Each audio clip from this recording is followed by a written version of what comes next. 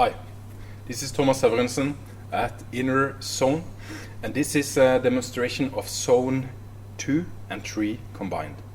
This goes with training and treatment, and how we can better help our posture, especially if we have this workload. That means that if we are in a daily routine of sitting, of not being activated enough in our muscle, the chains of muscle that works together, this exercise I'm going to show you now is very, very good to use on a daily basis, especially if you feel some sorts of pain or disability and not fully aligned with gravity, and basically issues in the tissues. You can really get resolved by this type of training exercises I'm going to show you right now. So enjoy.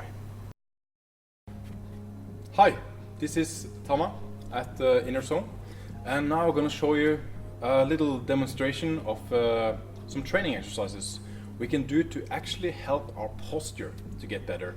And especially if you are that type of person that are sitting a lot each day, and how that sitting posture can really deactivate your glute, deactivate your butt, and this posterior chain that's gonna hold us up.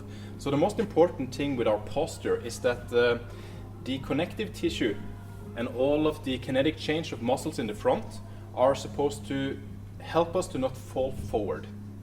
And all of the muscles back are supposed to help us to not fall backward. So all of the tissue in the front are lifting us up, and all of the tissue on the back is pulling us down. And it's like a bow and arrow. So if that relationship is not properly functioning, for example, if you're sitting all day long, this backside of your body, the muscle is going to be shorter. And because of that shortness, that can lead to some disadvantages in our ability to move. So let's get started.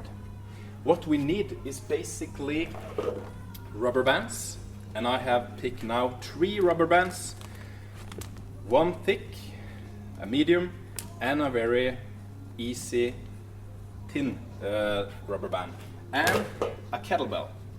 So a kettlebell, I have 8 kilo.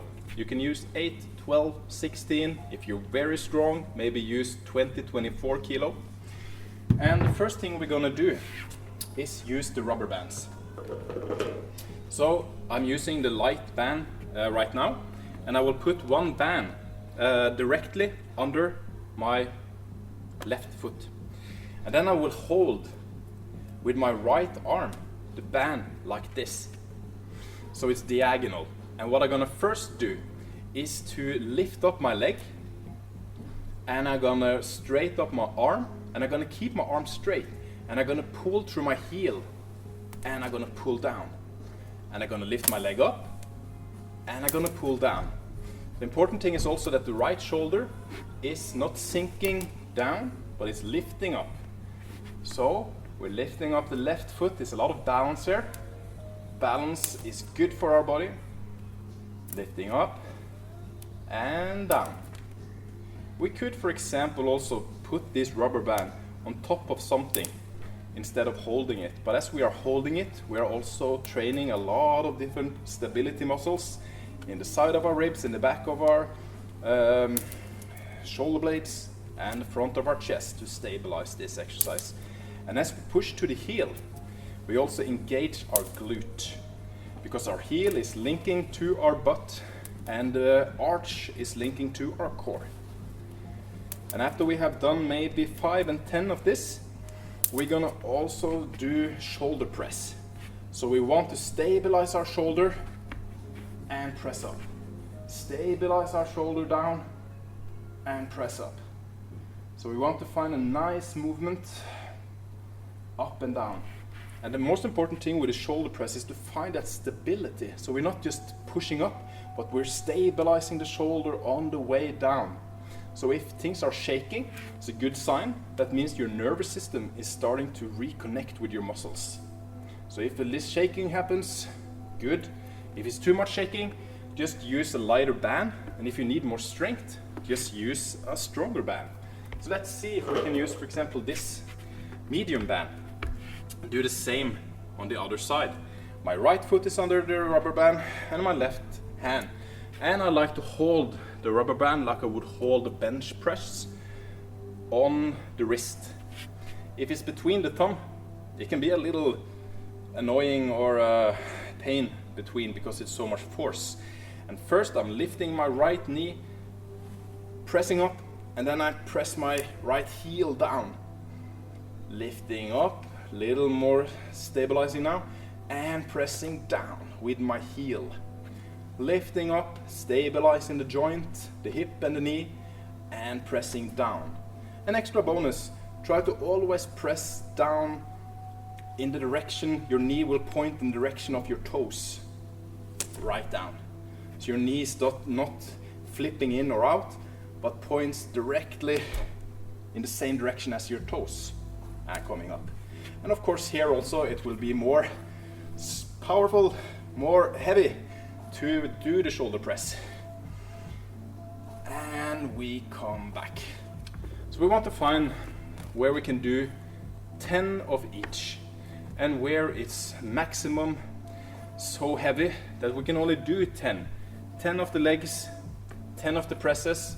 So maybe use a thicker band for the legs because the legs are more stronger, and use a thinner band for your shoulders. And then we're gonna use the kettlebell.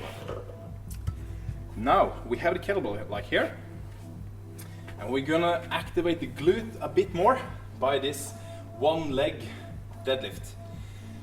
I like to hold diagonal. You can hold with both hands, that's okay. But I hold with my left arm, balancing on my right leg, and then pressing with the heel. So I'm gonna feel that my glute is activated. So if I'm changing side now, I'm going back, and if I want, I can really hold my glute and feel that these fibers get activated as I'm coming up. And if you want to take this even further, you can stand on a step case and you can go even deeper down and lifting up. This exercise will activate your glute, and it's amazing also for training balance. And I would take maybe between 6 and 8 repetitions if the weights are pretty heavy. And then we also have another exercise that we can actually use 1 or we can use 2. There's many ways of doing this, but let's say we are leaning forward like this, putting our elbow as support. So I'm creating a line from my left shoulder to the left elbow to the left knee to the left center of my foot. And I can just simply roll this kettlebell up with a little rotation, so I'm pressing my right shoulder blade into the spine and then letting go of the space between the spine and the shoulder blades. Lifting up and down, up and down.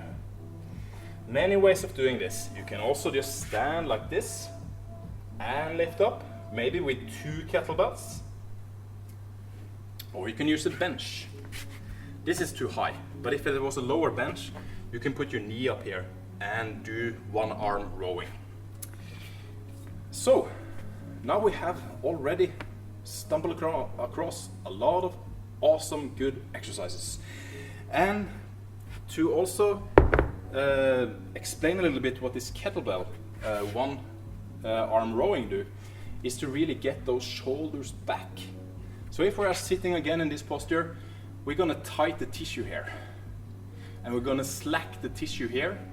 So if we are pulling back and we have the intention of finding the muscles and using them to feel things are slacking and tightening back, we are on the right track. Awesome. And now we're gonna do the final exercise. We're gonna find out which rubber band to use. Start with a medium, and we're gonna put this rubber band around something that is hard and strong and doesn't slip off. So you don't put this around a chair, but you put it around something solid. And we're gonna do wood chopper. So we're gonna actually just cut some wood. And this exercise is phenomenally good for the core, especially the obliques. And the obliques muscles are these muscles that goes in fiber directions this way and fiber direction that way on the side of the body. And it's very important for movement because we're always moving diagonally. We are not like a kangaroo. We are human beings that move diagonally, so we use this all the time. So we put the rubber band in the right arm, and we're gonna lock the elbows like we glue the elbows into the ribs. And then from this position, we're gonna step out, point our toes a little inward, and then we're gonna break with our belly, with the side of our belly, and we're gonna press with the side of our belly to rotate this rubber band around. So braking and speeding and braking, keeping the chest lifted up and braking down. So the most effect will be if you can control this movement on the way back. Pressing over and rotating and braking back. And of course you want to do both sides. You change to the other side.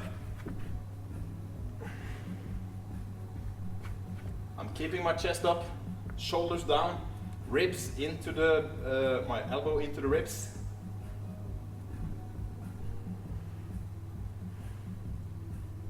Good. And now for the final exercise. That is the face pull with rubber band. A face pull exercise is also really good. An excellent way to also slack this tissue even further, especially up to the bones here. And we can tighten some of the trapezius, some of the higher muscles on top of our back. And we can also even help our neck to not stay so much forward, but maybe get pulled a little more down. So we have a light band around here, and I like to actually hold, instead of just holding the rubber bands like this, I put my whole hand in and I hold it in my wrist. That way it doesn't create so much force on my fingers. Holding like this, we can have one leg front, one back, even higher up, so we have the rubber bands at our level of our eyes. And we're gonna pull into our face, hold a little bit, and then let go. Keeping the chest up, pull in, elbows between, try to get your thumbs between your ears, and go back. You wanna go slow and easy with this exercise. You're pulling back, holding, feeling the activation behind you, and letting go. Pulling in, holding, and letting go. And even an extra bonus, pull in, breathe up into your collarbones to let go of that tissue in the front, and let go. You want to do this also 10 times at least. And for sets, you can do all of this 3 sets 10 times each exercise. That means that you can do one exercise completely finished, or you can just use everything as a super 3, 4, 5 sets put together. So that means you can go from one movement to the other, to the other, to the other, to the other. Or maybe take 2 at a time and 2 at a time and 2 at a time. So this is how to help our posture. And after, try to just stand a little bit. Stand and feel how your body feels. Feel that your glute is more active. Feel also that your maybe shoulders are naturally pulling more back. And just feel how it is to stand and have this activation in your core, especially after the rotation that we did. And that is the key. Make it into a habit. Practice daily in the beginning. Eventually, what we manually practice will go automatically for us. Thanks for watching and have a good time.